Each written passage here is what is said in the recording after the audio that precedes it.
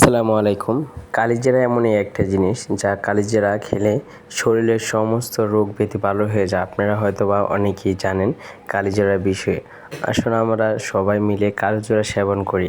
কালোজিরা এমনই একটা ওষুধ যা সকল রোগের কাজ করে একমাত্র এই কালিজিরা।